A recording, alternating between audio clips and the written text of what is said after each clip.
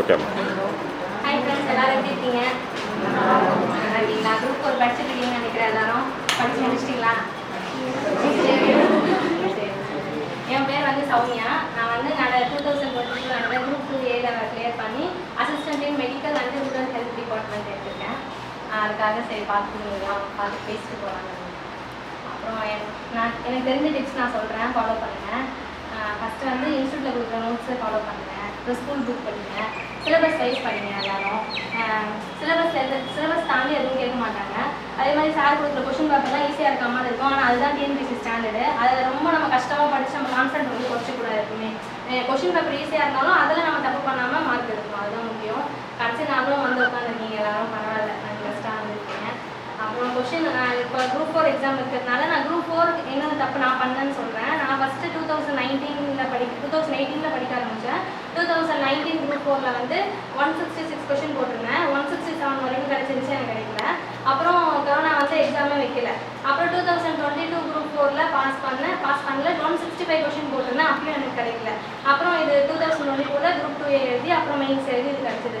அதனால நான் என்ன சொல்ல வரேன்னா, எல்லாருமே இங்கே இருக்கவங்க பாஸ் பண்ணிடுவோம். ஆனால் அது வருஷங்கள் தான், 2025 இருக்கலாம், 26 இருக்கலாம். ஆனால் எப்பவுமே வந்து கிவ் அப் ஆகாமல் தொடர்ந்து படிச்சுட்டே இருங்க. நம்ம இந்த டைமில் வரலையே அப்படின்னு விட்டு போயிடக்கூடாது. தொடர்ந்து டிஎன்பிஎஸ்சியை நம்பி வந்து நம்ம தொடர்ந்து படிச்சுட்டே இருந்தோம்னா கண்டிப்பாக என்னைக்காவது ஒரு நாள் ஒரு ஜாப் கண்டிப்பாக வாங்குவோம். இதுதான் நான் கற்றுக்கினது. ஏன்னா நான் பெட்டு பார்க்காம கிவ் அப் ஆகாமல் படிச்சுட்டே இருந்தேன். அதனால் எனக்கு கடைசியாக ஏதோ ஒரு ஜாப் கிடச்சிச்சு. அதே மாதிரி இங்கே இருக்க எல்லாருக்குமே வாழ்த்துக்கள், என்னோட எக்ஸாமில் பாஸ் பண்ணணும் அப்படின்னு சொல்லி. அப்புறம் குரூப் 4 நான் என்ன தப்பு பண்ணேன், 1 மார்க் எடுத்துனா எனக்கு வேலை கிடச்சிருக்கோம். நான் மேக்ஸ் சொல்கிறேன். மேக்ஸ் பண்ணும்போது எப்படின்னா, கொஷின் வந்து ஏஜஸ் தான் கேட்பாங்க ரேஷியோவில். ரீனா அண்டு மீனான்னு சொல்லி கொடுத்துட்டு, ஆனால் இப்போ ஆன்சரில் கேட்கும்போது மீனா அண்ட் ரீனான்னு கேட்பாங்க. ஸோ அந்த கொஷின் ஒன்று 2019 கேட்டிருந்தாங்க, நான் தப்பு பண்ணிட்டேன். ஆப்ஷன் வந்து ஃபஸ்ட் ஆப்ஷனே அது நம்ம தப்பாக கொடுத்துருவோம். ஸோ அதை பார்க்காம கொஷின் கரெக்டாக பார்த்து போடுங்க. அப்புறம் நம்ம சால்வ் பண்ணும்போது என்ன பண்ணுவோம், பின்னாடி சால்வ் பண்ணுவோம். மேக்ஸு ரஃப் பேப்பரில் அப்படி சால்வ் பண்ணும்போது ரேடியஸ் கேட்டிருப்பாங்க, ஆனால் நம்ம டயாமீட்டர் போட்டிருப்போம். ஆனால் ஆப்ஷனில் வந்து அங்கே போட்டிருப்போம். மேக்ஸிமம் அவங்க பக்கத்துலேயே எழுத ட்ரை பண்ணுங்கள். சம்ம சால்வ் பண்ணும்போது பின்னாடி எழுதி நம்ம வரும்போது மறந்துடுவோம் நம்ம. அது மாதிரி நான் ஒரு 2 கொஷின் தப்பு பண்ணிட்டேன் குரூப் 4. அப்புறம் டாட் வச்சு போடுவீங்களா எல்லாரும், இல்லை அப்படியே டாட் வச்சு போடும்போது பார்த்து போடுங்க. நான் அந்த மாதிரி 2 கொஷின் தப்பு பண்ணிட்டேன். தள்ளி போட்டேன் 165 அப்படின்னு சொல்லணும். வாயில் சொல்லிகிட்டே போடுறது நல்லது. நெக்ஸ்ட் வீக் எக்ஸாம் இருக்கிறதுனால இதை நான் சொல்கிறேன் நான். அப்புறம் உங்களுக்கு ஏதாவது டவுட் இருந்தால் கேட்கலாம். உங்களுக்கு எக்ஸாம் ரிலேட்டடாக ஏதாவது டவுட்ஸ் இருந்தால் கேளுங்க. ஏன்னா நாங்கள் என்ன தான் சொன்னாலும் வெற்றியாளர் சொல்கிறது உங்கள் வேறு விஷயம் இல்லையா?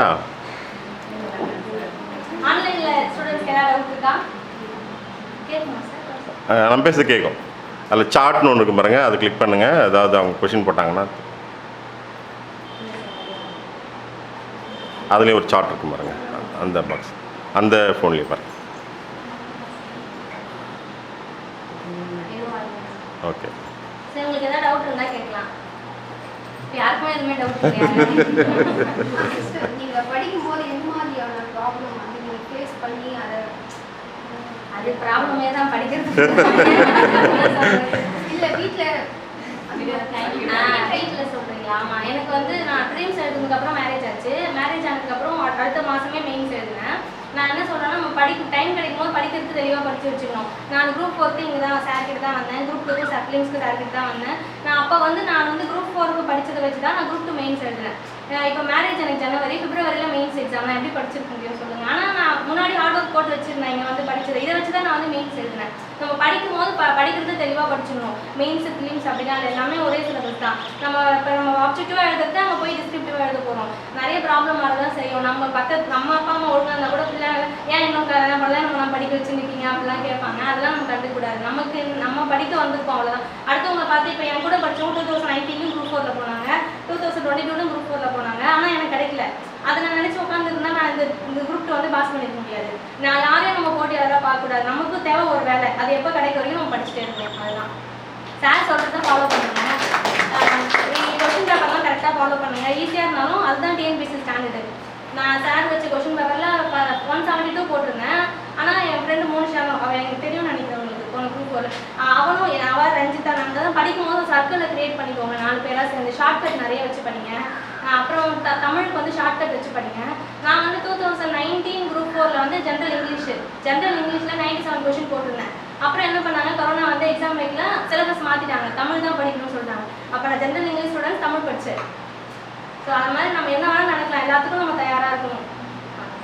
வேறு ஏதாவது டவுட் இருக்கா?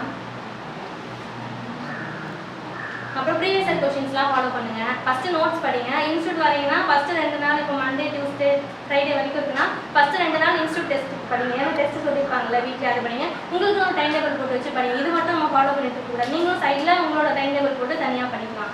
அது மாதிரி பண்ணலாம். ஒரு பதட்டப்படாமல் எக்ஸாம் எழுதுங்க. எனக்குலாம் வந்து 1 மார்க் 2 மார்க்கில் போனது கேர்லெஸ் மிஸ்டேக், அது மாதிரி பதட்டப்பட்டதுனால தான். அந்த மேக்ஸ் மட்டும் பார்த்து போடுங்க. அந்த ரேஷியோலாம் கேட்கும்போது முன்னாடி வந்து மீனா ரீனான்னு கொடுத்துருப்பாங்க, ஆனால் கேட்கும்போது ரீனா மீனான்னு அந்த கொஸ்டின் நான் மறக்கவே மாட்டேன். அந்த 1 மார்க்கில் தான் எனக்கு மார்க் போச்சு. ஸோ அது மாதிரி நடக்கும். அப்புறம் சால்வ் பண்ணும்போது மேக்ஸிமம் பின்னாடி போய் சால்வ் பண்ணாமல் அங்கேயே போட பாருங்க. ஏன்னா பின்னாடி போய் போடும்போது ஒரு கொஸ்டினில் வந்து ரேடியஸ் கேட்டிருந்தாங்க, ஆனால் நான் டயாமீட்டர் தான் அங்கே கண்டுபிடிச்சி வச்சுருந்தேன். ஆனால் அங்கேருந்து நீங்கள் வரும்போது ரேடியஸ் ஞாபகத்தில் ஃபஸ்ட் ஆப்ஷனில் அது இருந்ததால கொடுத்துட்டேன். ஸோ அதுபோது அந்த மேக்ஸ் மட்டும் கொஞ்சம் பார்த்து போடுங்க. அப்புறம் எக்கனாமிக்ஸு நம்ம தங்கராஜ் சார் கொடுக்குறதுக்கு மட்டும் ஃபாலோ பண்ணுங்கள். சார் கொடுக்குறத ஃபாலோ பண்ணுங்க, அதுவே போதும். அது மாதிரி இன்ஸ்டியூட் வந்துருங்க, வீட்டிலேருந்து படிச்சிக்கலாம். அப்படிலாம் முக்கியமாக மேரேஜ்லாம் ஆயிடுச்சுன்னா வீட்டுக்கு இன்ஸ்டியூட் வந்துருங்க கிளம்பி, அப்போ தான் நம்ம படிக்க முடியும். நம்ம நினைப்போம் நம்ம போயிட்டு வரோம் வீட்டிலே படிச்சுக்கலாம், நாலாம் நினச்சி லீவ்லாம் போட்டிருக்கேன். ஆனால் வீட்டில் 2 மணி நேரம் கூட படிக்க முடியாது. நம்ம இங்கே வந்துட்டோம்னா அந்த 8 ஹவர்ஸ் கம்பல்சரி படிச்சுடுவோம். அதனால இன்ஸ்டியூட் வாங்க, வந்து படிங்க. சார் சொல்கிறத ஃபாலோ பண்ணுங்கள். சாருக்குலாம் நம்மளோட வயசு தான் அவரோட எக்ஸ்பீரியன்ஸ். அதனால சார் சொல்கிறத ஃபாலோ பண்ணுங்கள், மேம் சொல்கிறத ஃபாலோ பண்ணுங்கள். தங்கராஜ் சார் மேக்ஸ் அதை தாண்டி வேறு எதுவுமே வராது. அவரோட மேக்ஸ் ஸ்கூல் புக்ஸ் இது மட்டும் ஃபாலோ பண்ணுங்கள்.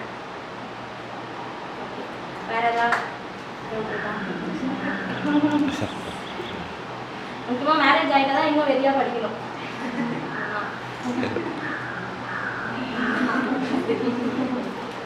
வேறு ஏதாவது டவுட் இருக்கா?